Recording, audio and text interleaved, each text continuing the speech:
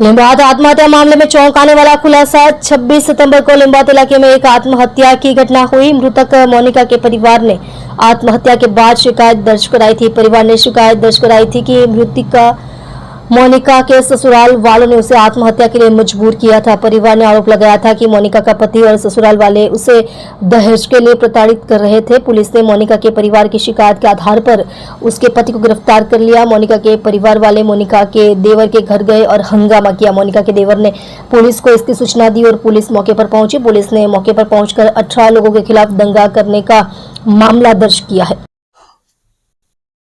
गत 26 તારીખના રોજ લિંબાયત પોલીસ સ્ટેશનમાં એક આપઘાતનો બનાવ બનવા પામેલ, જે સંબંધે પોલીસે અકસ્માત મોત દાખલ કરી અને તપાસ હાથ ધરેલ। જે દરમિયાન જે મરણ જનાર છે મોનિકાબેન, એમના પતિ એમને ત્રાસ આપતા હોવાની ફરિયાદ એમના જે મરણ જનારના ભાઈ છે શ્રીકાંત, તેઓએ આપતા પોલીસે આપઘાતના દુષ્પ્રેરણા અંગેનો ગુનો દાખલ કરેલ, જેમાં એમના પતિ, એમના નણંદ અને એમના કુટુંબીજનો વિરુદ્ધ પોલીસે આપઘાતના દુષ્પ્રેરણની કલમ ઉમેરતી ફરિયાદ દાખલ કરવામાં આવેલ। જે સંબંધે એમના પતિ છે ભીક્ષમ, એની પોલીસે ધરપકડ કરેલ છે।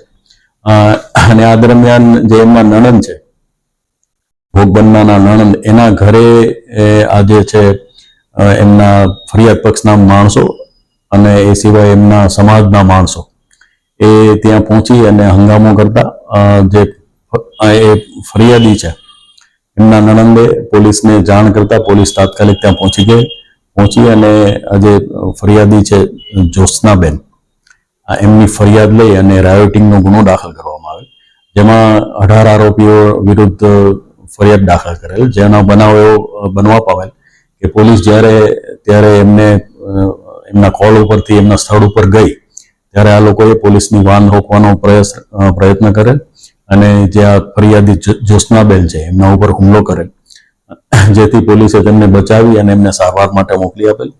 અને આજે 18 પૈકી 10 આરોપીની પોલીસે ધરપકડ કરેલ છે। એ સિવાયના બાકીના આરોપીઓની ધરપકડ કરવાની કાર્યવાહી હાલમાં ચાલુ છે। આ જે જ્યોત્સનાબેન છે એને એમના પિતા અને એમના ભાઈ એટલે કે જે મોનિકાબેનના સસુર પક્ષના જે સભ્યો છે એ વારંવાર દહેજની માગણી કરતા હતા અને એને એ રીતે પીડા આપતા હતા, જેથી